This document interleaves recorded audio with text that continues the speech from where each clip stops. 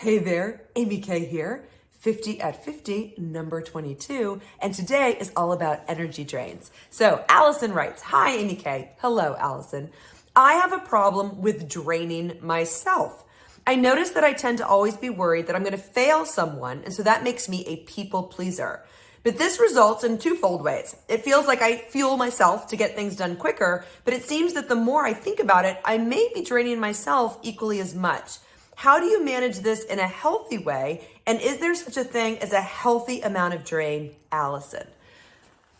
So I think we can all relate to having people-pleasing moments where we feel compelled through guilt or the inner critic or societal expectations, that social self, to either go along to get along or to make sure that everything's copacetic.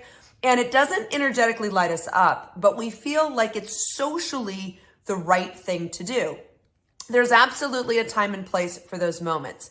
Too many of them, though, can lead to exhaustion, burnout, overwhelm, resentment, and martyrdom. And unfortunately, we've seen women reach those breaking points, and we don't want that for you, Allison, and we don't want that for anybody who's watching this video. So an occasional moment where you're saying, okay, I'm doing this to be socially impactful for somebody else, I think we all get it.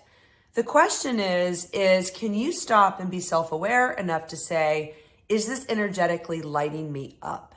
And so I even teach in the mastermind, I teach a whole session on energy.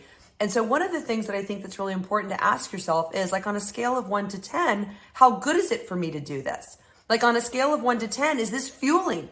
Is it lighting me up from the inside? Does it bring out the best in me? Does it make me all like radiant and blissful, joyful, pleasure, purpose, like we talked about with that definition of happiness?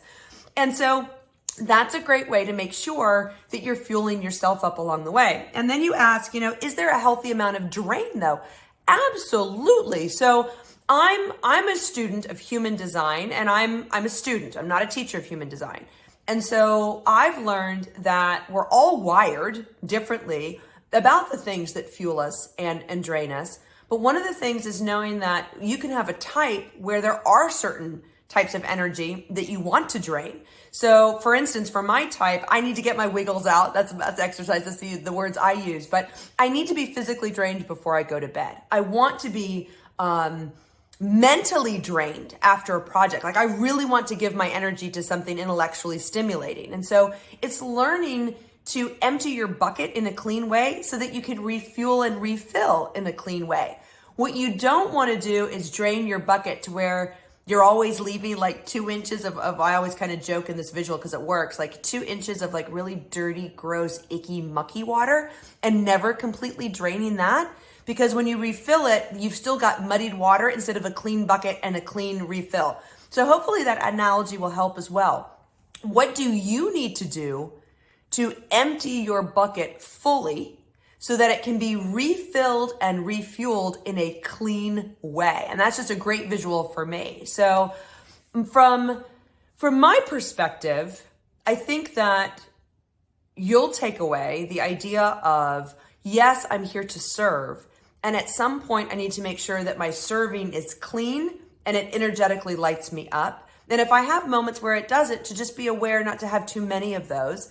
And then to look at how best do you empty your bucket so that you can refill it in a healthy way for you. And I think that's probably great for all of us. So from my heart to yours, that was a brilliant question, Allison. Thank you so much for sending it in. And if you've got a question for me, please send it to me at support@shegetsit.com. It fuels me energetically. It lights me up to create these videos and have this fabulous discourse with all of you. So again, from my heart to yours, hugs.